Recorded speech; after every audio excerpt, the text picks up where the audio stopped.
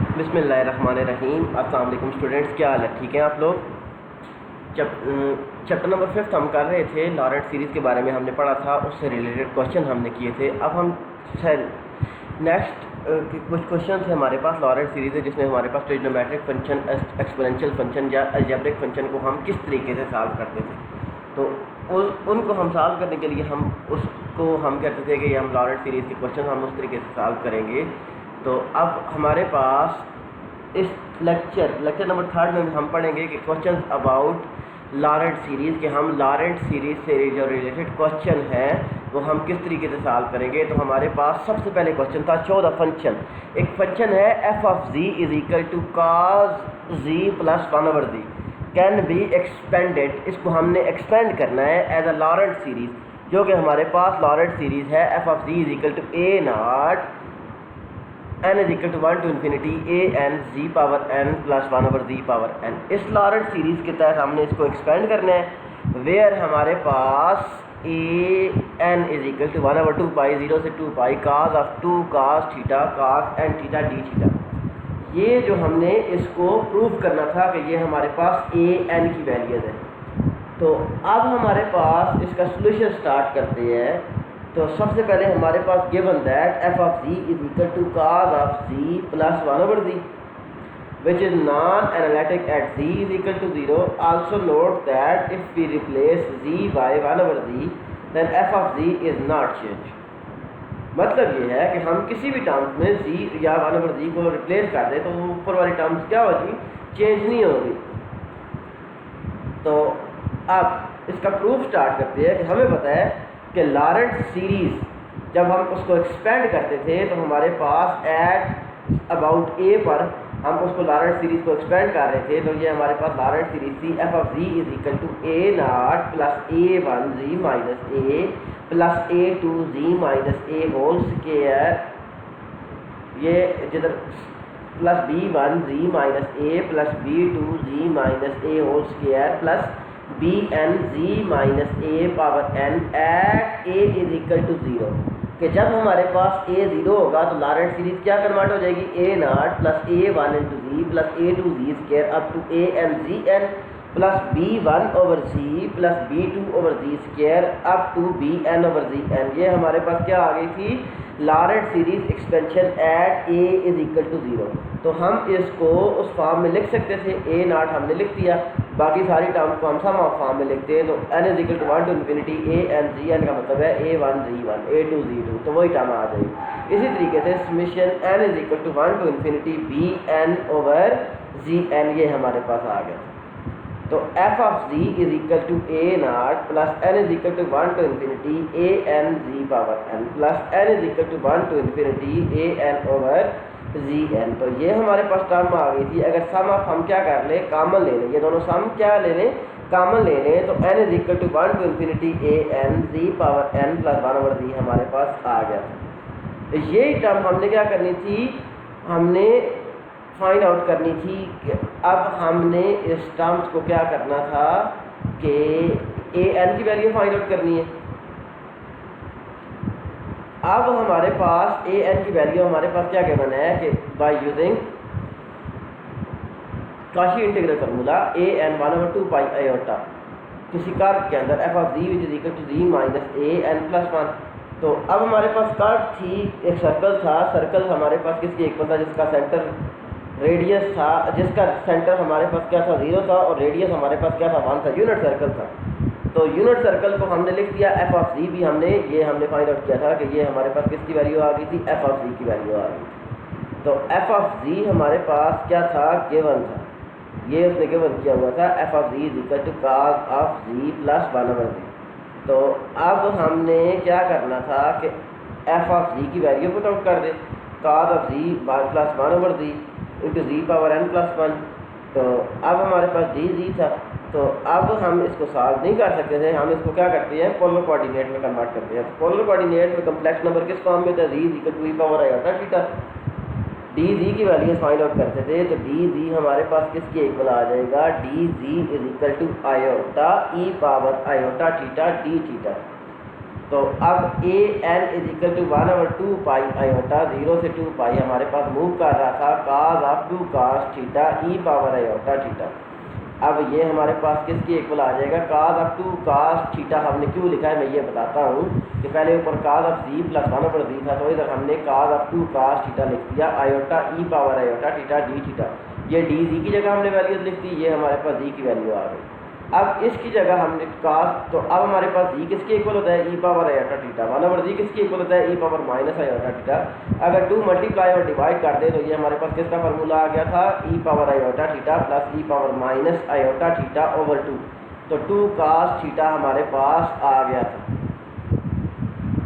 तो अब हम क्या करते थे कि ये हमारे पास उसकी वैल्यूज हमने पुट आउट कर दी थी। तो नेक्स्ट हमारे पास क्या आ गया था कि अब ए एन, क्योंकि हमारे पास जो कर्व थी सर्कल था, सर्कल हमारे पास किधर से लेकर किधर तक मूव करता है, सर्कल विल मूव दैट 0 से 2 पाई तक। Cos of 2 cos theta e iota e power iota theta d theta e power iota theta dot e power iota n theta. तो a n which is equal to 1/2 pi 0 to 2 pi cos of 2 cos theta e power iota n theta iota e power minus iota n theta. ऊपर जाएगा तो ई power iota से के साथ cancel, iota iota के साथ cancel out हो जाएगा, तो ये ऊपर जाएगा e power minus iota n theta. अब e power minus iota n theta किसकी इक्वल होता है, cos of minus n theta plus iota sine of minus n theta. तो अब उनको हम मिलाता रहता लिखते थे, cos of minus n theta इसके साथ आ गया था, sine of minus n theta इसके साथ आ गया। अब ये टर्म तो हमारे पास प्रूव हो गई थी, ए एन की वैल्यू ये आ गई है, इसको मैंने बॉक्स में लिखा हुआ है। तो अब हमारे पास ये वाली जो टर्म थी इसको हमने क्या करना है, ज़ीरो बनाना है। ज़ीरो बनाने के लिए हम क्या कर सकते थे, हमने इसको क्या कहा है कि I is equal to 0 to 2 pi cos of n theta sine of minus n theta. तो sine of minus theta which is equal to minus sine of theta. तो माइनस साइन ऑफ थीटा हमने इधर रख दिया जिधर मेरी ये बार move कर रही है, जिधर कसर मूव कर रही है। तो माइनस हमारे पास बाहर आ गया था काज ऑफ एन थीटा। अब हमारे पास क्या था कि ये तो हमारे पास था cos of angle into sine of angle. तो अब हमारे पास फंक्शन क्या था, एक इवन फंक्शन था। दोनों हमारे पास क्या थे, इवन फंक्शन थे। काज का फंक्शन इवन फंक्शन होता है, साइन हमारे पास क्या था 8 था। जब इवन को 8 के साथ मल्टीप्लाई करें तो हमारे पास क्या आता है, इवन ही आता है। तो अब हम इसको क्या कहते थे कि ये हमारे पास क्या थे, इवन फंक्शन थे। जब इवन फंक्शन हो तो अब हम लिख सकते थे कि 0 से 2 पाई तक मूव कर रहा था, तो हम इसको कह सकते थे कि एफ हमारे पास एंगल इंटीग्रल की इक्वालिटी थी कि हमारे पास 0 से थीटा तक मूव कर रहे हो और हमारे पास एफ ऑफ थीटा मूव कर रहा हो। एफ ऑफ थीटा का मतलब है कि हमारे पास एंगल इवन फंक्शन हो, फंक्शन क्या हो, इवन हो। तो हम उसको लिख सकते थे कि 2 pi f of theta minus x. तो 2 पाई माइनस एक्स हमने लिख दिया, दोनों साइड पर 2 पाई माइनस थीटा। तो अब ये हमारे पास काज ऑफ 2 पाई, इसको हम लिख सकते हैं cos of 2 pi minus theta which is equal to, cos of theta के इक्वल होता है cos n pi which is equal to plus minus 1 के इक्वल होता है ना। तो काज -1 कब होता है कि जब n -1 इवन। तो ये हमारे पास इवन था 2 पाई था, तो 1 के इक्वल आ गया था, तो लिखने की जरूरत नहीं है। और इसी तरीके से साइन 2 पाई हमारे पास होता है, उसको जब हम half angle formula alpha plus beta, sine of alpha minus beta और cos of alpha minus beta हमने ओपन किया था, तो हमारे पास वही टर्म आ गई थी माइनस इंटू आई हमारे पास आ गया था। तो आई के साथ कैंसिल आउट हो जाए तो वो टर्म क्या हो जाती है, 0 हो जाती है। तो यही टर्म हमने क्या करनी थी, प्रूव करनी थी। I think this is enough for 5th chapter. 5th chapter में हम जो काम कर चुके हैं ये आप लोगों के लिए काफ़ी है। जितने क्वेश्चन मैंने करवाए हैं और इससे रिलेटेड 1-2 थ्योरम किए हैं वो आप लोग खुद कर लीजिएगा। नेक्स्ट हमारे पास जो 6th चैप्टर है वो इंतहाई इंपॉर्टेंट चैप्टर है, उसमें से भी एक क्वेश्चन आता होता है। इस 5th चैप्टर में भी एक क्वेश्चन आता होता है। अगर आप लोगों को ये क्वेश्चन आते हैं, 5th और 6th चैप्टर भी आते हैं, तो आप 2 क्वेश्चन इजीली अटैम्प्ट कर सकते हैं। 4 में से 2 क्वेश्चन आपने अटैम्प्ट करने हैं। तो नेक्स्ट है बेटा हमारे पास 6th चैप्टर हम स्टार्ट करते थे। 6th चैप्टर का नाम ही हमारे पास है chapter number 6, residue and poles.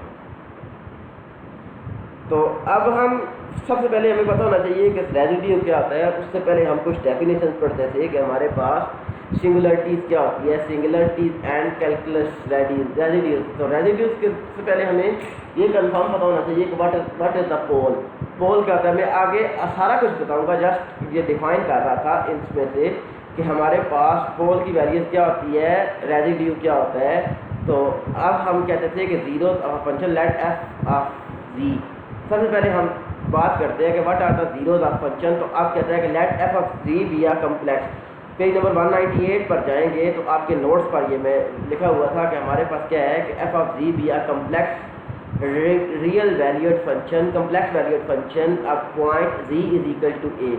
तो हमारे पास किसी पॉइंट पर वो फंक्शन जीरो हो जाए, f of z is equal to zero हो जाए, मतलब f of a equal to zero हो जाए, तो उसको हम कहते थे कि this is known as zeros of this function. अब फॉर एग्जांपल हम इसका जीरोज फाइंड आउट करना चाह रहे थे कि एफ ऑफ जी हमारे पास था जी माइनस वन पावर 3।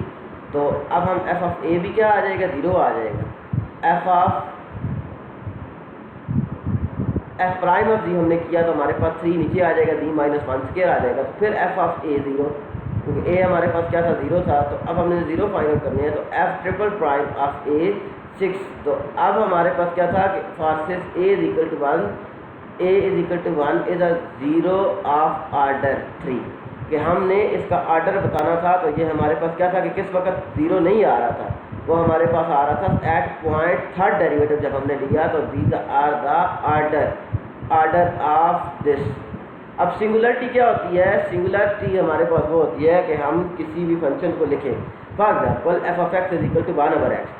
तो अब ये हमारे पास सिंगुलर फंक्शन है। फंक्शन जब किसी पॉइंट पर अनडिफाइंड हो जाए उसको हम सिंगुलर फंक्शन क्या बोलते हैं, कि हमारे पास सिंगुलरिटी उसको कहते थे कि for example f of x is equal to 1 over x है। तो एट पॉइंट जीरो पर वो फंक्शन हमारे पास क्या हो जाएगा, एट पॉइंट जीरो पर हमारे पास वो फंक्शन अनडिफाइंड हो जाएगा।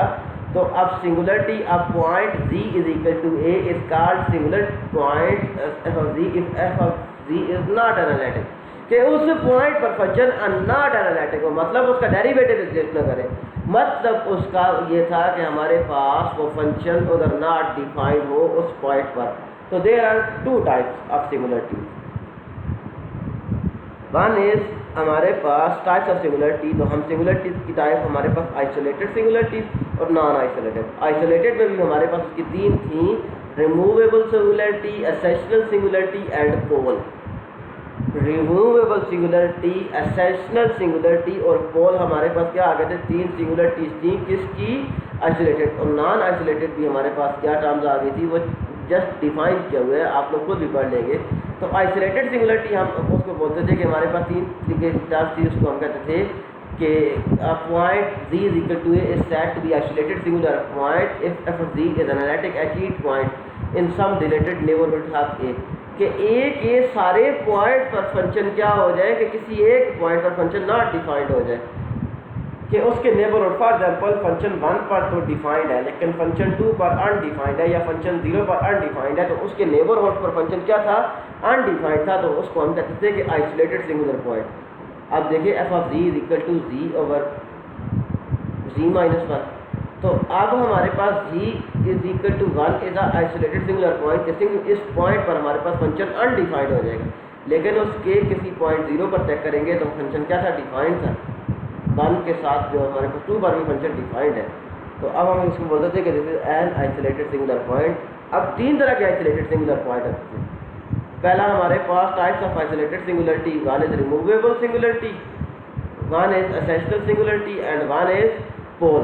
तो रिमूवेबल एसेशनल को खुद पढ़ लीजिएगा, मैं आपको पोल के बारे में बताता हूँ कि व्हाट आर द पोल।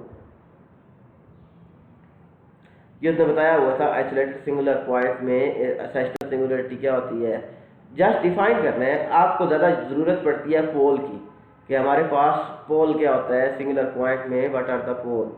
तो अब नेक्स्ट हम करते थे कि पोल के बारे में हम डिफाइन करेंगे नेक्स्ट लेक्चर में, पोल के बारे में नेक्स्ट लेक्चर में, रेजिड्यू के बारे में पढ़ेंगे, रेजिड्यू क्या होता है, फिर उसके बाद टाइप्स ऑफ रेजिड्यू, फिर काशी रेजिड्यू, फिर उससे रिलेटेड क्वेश्चन हम करेंगे। आपका कम्प्लेक्स एनालिसिस खत्म हो जाएगा।